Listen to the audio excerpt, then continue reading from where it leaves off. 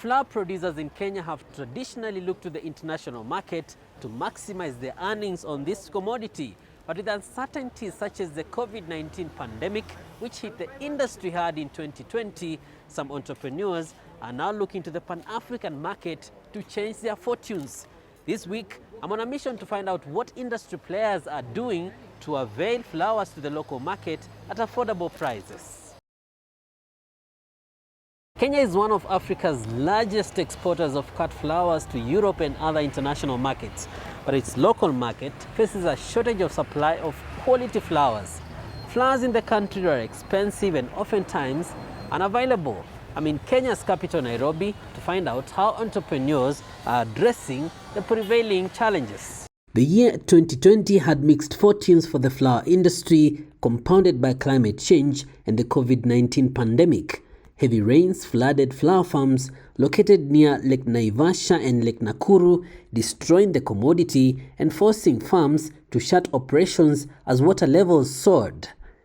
Then came the coronavirus, cancellation of international flights and restrictions of public gatherings such as weddings and funerals negatively affected the sector. 95% of the locally grown flowers are for export.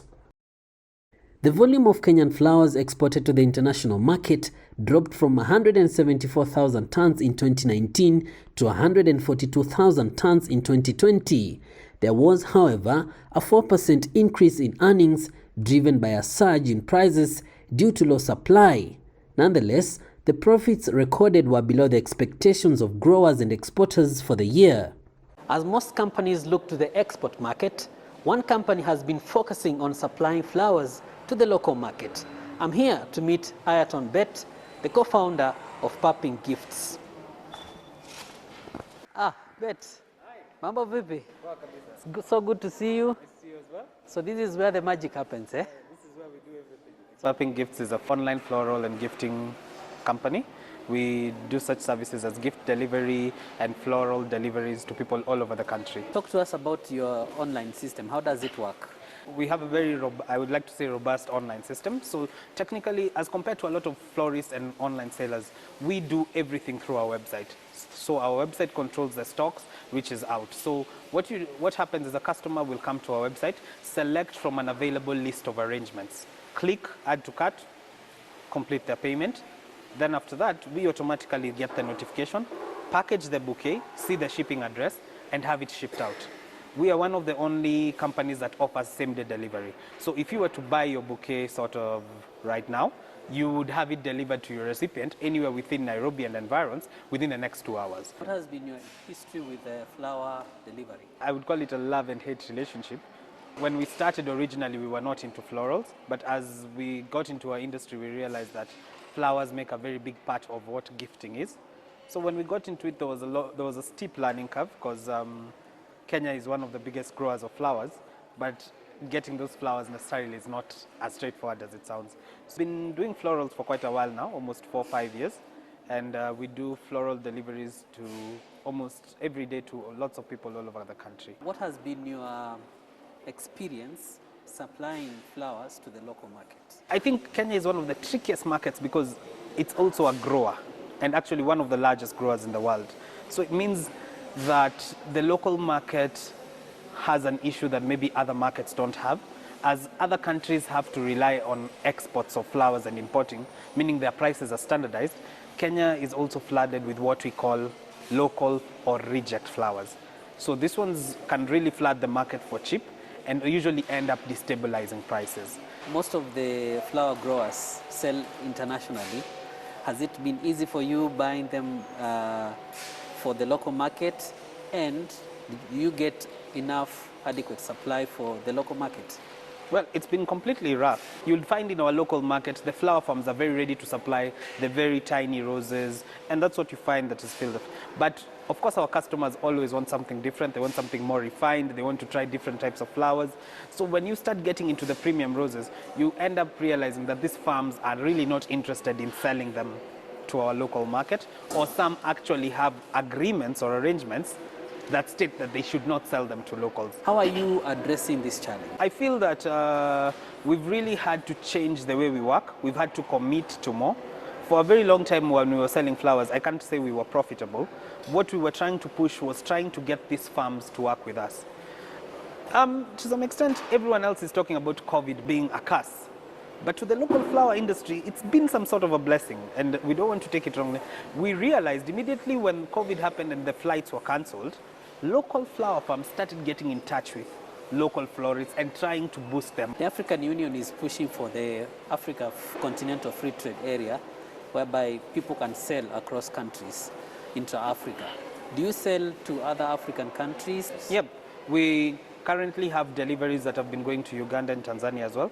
It's completely difficult because of the border issues, but if they're able to do this, then it will mean also a lot of Kenyan businesses will benefit. If you want to expand to the African continent and supply to West Africa, Southern Africa, what would you say needs to change?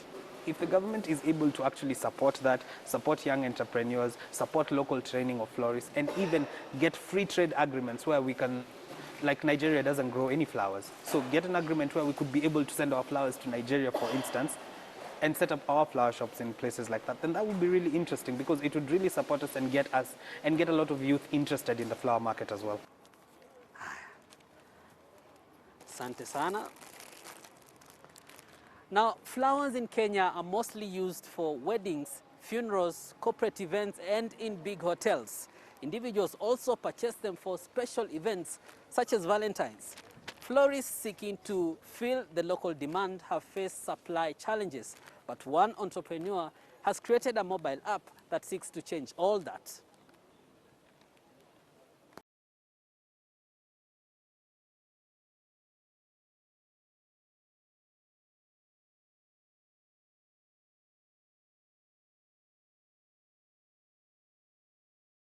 Mary has been participating in the Kenya Flower Festival, a local exhibition founded in 2019 with the aim of expanding the local market for florists and growers. So what gap is Flowerhood trying to fill? What Flowerhood is about is basically about designing your own floral bouquets online through an app. So you download this app, it's called Flowerhood, on the Google Play stores, and then from there you create your own floral arrangements by picking the vase and then picking the flowers one by one, and all the flowers that you actually pick from the app, in the app store, are basically everything that we have in our studio. So it's just not a picture that we picked from somewhere and put it there. No. It's got its own history. So that's the most unique selling point about us. We can actually deliver this to you. And then from there, you can add a message to whoever you want to send to, anywhere in the world, and send it to them. What gap is Flowerhood trying to fill? As a flower farmer, you can't have all these flowers in the same field at one time. Different climate, different watering, you know, they all require different kind of care. So for me, this was the best way, just to go big on silk flowers and have the varieties that I want. And what was very special for me was just to get the most unique varieties that we probably would struggle to get here, are rare or we don't have in Kenya. I'm very passionate about skills, and I thought the best way to bring skills out was through my area of passion. And basically, I mean, you can get so hooked by just picking and removing until you get it right. So it's also a platform to skill people about doing your own floral arrangements, and also being able to pick colors, and also trying to know what the occasion is, that you can actually be able to design something that's pretty easy to do for anybody. It takes some time at the very beginning, but once you get a hang of it, you'll know how to mix your flowers. So it's a beautiful skill to have. So I can see Flowerhood has prices of the flowers in there. So there's a business side. Talk to us about that.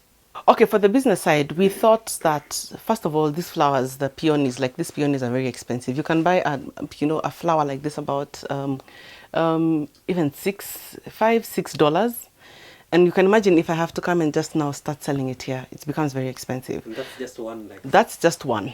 So you can imagine maybe this one would cost maybe 300 shillings when I'm bringing them in, because I'm getting the best quality. So I thought to myself, why wouldn't I just be able to still make money off, make it a business where people do an in-app purchase for these particular flowers? I mean, I'm bringing in a place where you can also learn something, where you can also be able to, the sky is a limit.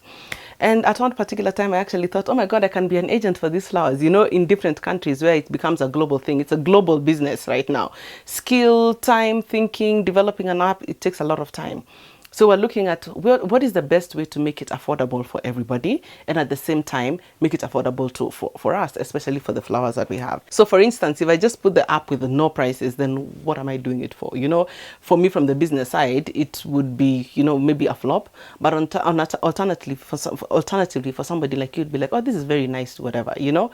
There are other ways you can make money, but I just thought that, yeah, this is a business at the end of it all, and this is how I'd want to run it.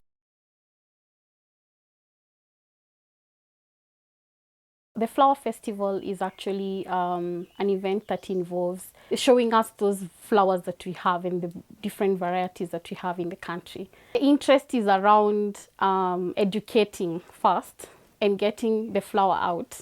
Like I'll get to know there's this specific kind of a flower and I'll be able to know how to use it.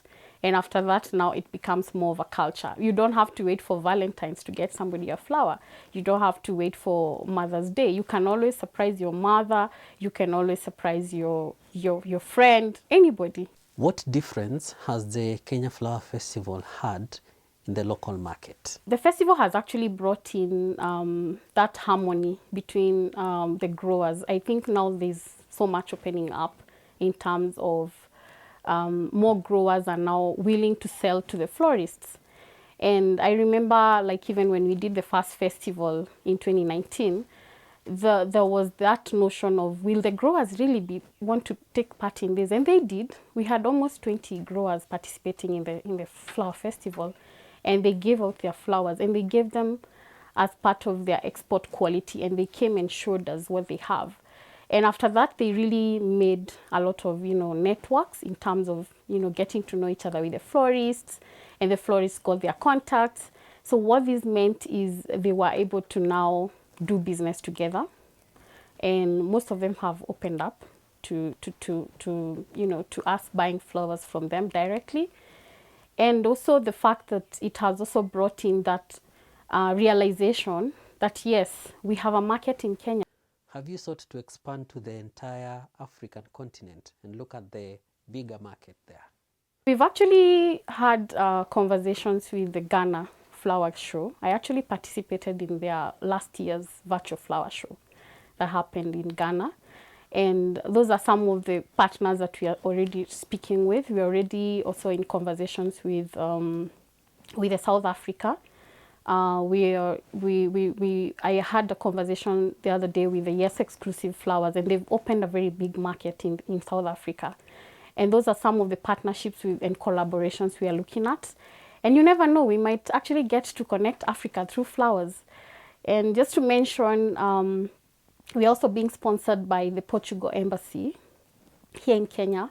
But of course, that means that the Portugal Embassy, since they were the ones who started the first ever flower show in South Africa, which is the Madeira Festival, then it means it opens up more opportunities for us to partner with the rest of the countries. Horticulture is one of the top foreign exchange earners, not just for Kenya, but for Ethiopia, Tanzania, and South Africa. It generates billions of dollars and provides employment to millions. The COVID-19 pandemic, Brexit, and climate change are some of the uncertainties that have faced trade in the flower sector on the continent. But looking inwards to the local market could help ensure sustainable earnings for dealers in the perishable commodity. So what are stakeholders doing differently to tap into the intra-Africa market? Clement Tulezi is the CEO of the Kenya Flower Council. We believe that there is a huge potential locally to grow the business, and even in Africa. Let me talk about the Africa continent.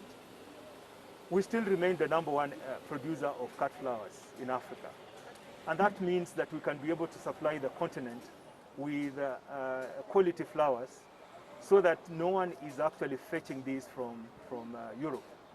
But we have always had a challenge with logistics of movement of produce from Kenya to markets like the larger West Africa market. In our strategy, we want to grow West Africa, but we still have a bit of logistical challenges. And the other challenge, of course, is now on the rules of movement of fresh produce between the African countries. We have not been able to harmonize the requirements and understanding between African countries when it comes to matters phytosanitary or plant health.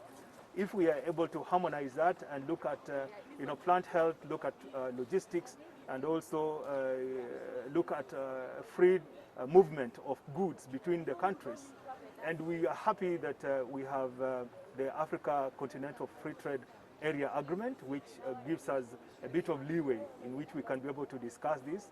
We believe that if we can start discussing some of those issues and see how we can surmount easily the question of intra-Africa freight between the different countries, then we can move our produce right from here to Nigeria. We have done studies around countries like Nigeria, Ghana, and other West Africa countries, and we see a great potential. So it is something that is in our plan, and we are working very closely with government to be able to surmount some of those challenges. We see a market in Northern Africa.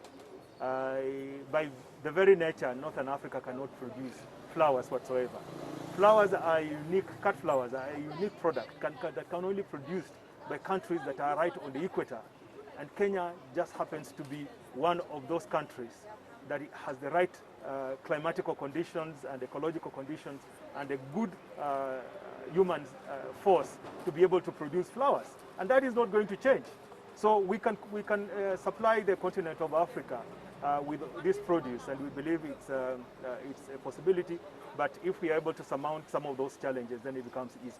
In Kenya, our market, I would say, it's really, really small. The reason is that I don't think we have come to a place where we really appreciate what we have. We are trying to work very closely with a local association that we have formed. It's called the Flower Vendors Association of Kenya. As a member of Kenya Flower Council, we are trying to work with them to promote the consumption of flowers locally. The local people don't appreciate much what we have in terms of cut flowers, and so people are not spending a lot of money on cut flowers. But I always challenge people and say the monies you spend in the restaurants on an evening taking coffee, it's enough to buy a bouquet of flowers and take home. And people have never appreciated the aesthetic value and the emotional value that comes with flowers.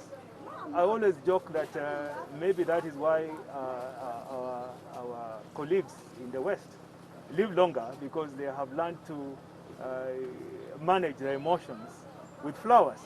And we can be able to do that, because a bunch of flowers is not a lot of money. I mean, how much money, even in Kenya shillings, do people spend in restaurants in the evening? Getting some $3 or $4 to buy a bouquet of flowers is not too much to ask. And if we just start changing our perception around this, then it becomes much easier. So it is something that we are trying to grow.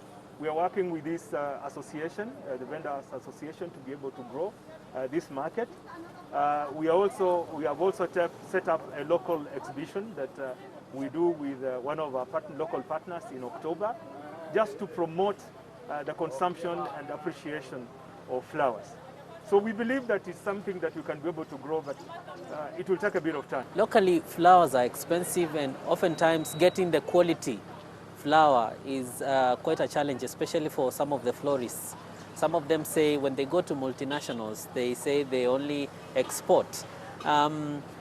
Is it an issue of regulation, or what really is the problem? Of course, there are regulations that are there because the way we have structured ourselves as an industry, the government gives us certain rebates because we are largely export-oriented. So if we start selling huge volumes locally, we may lose some of those holidays based on that. But the second is that if there is indeed a formidable market, why can't we sell locally? You know, it's just because the market is not yet there. People do not want to spend a lot of money buying locally. So the reason is, I mean, what will happen is that then you'll get maybe what is worth the money you want to spend. But if you are ready to invest much more, we can make the flowers available to you, the top quality. that probably is consumed elsewhere can be made available. But is someone ready to spend that amount of money? You need to understand that it's all about production. We have costs in production that must be met.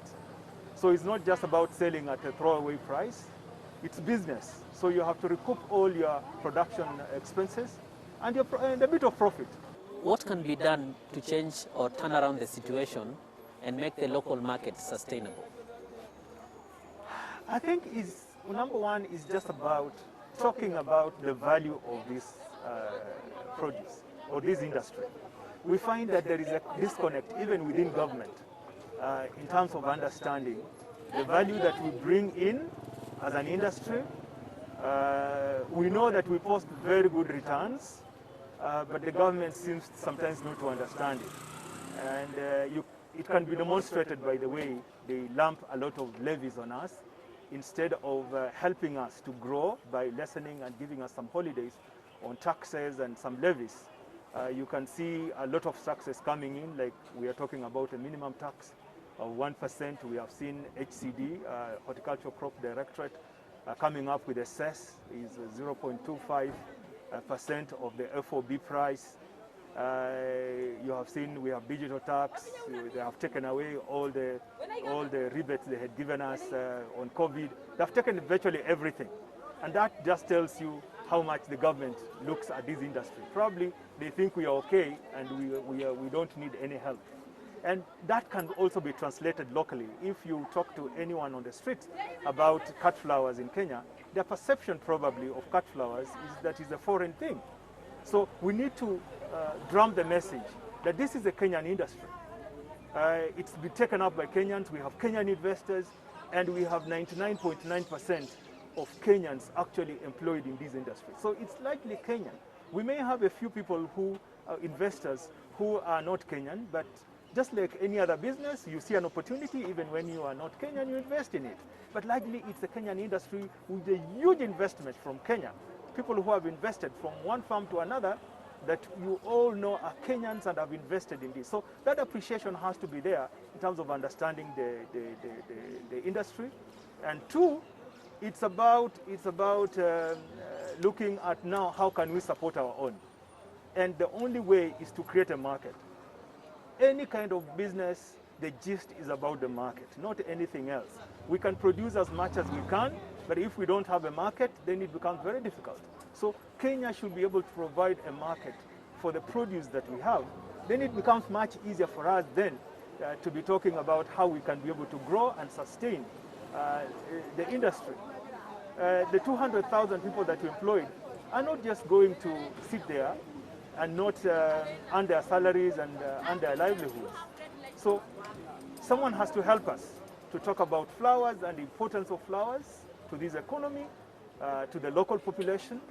And we believe that when this sinks, then it will become easier for us to continue producing when we know that we have a local market that is also consuming quite a chunk of the produce that is coming from the farms. But at the moment, as I mentioned, it's still very insignificant, but there is room for growth.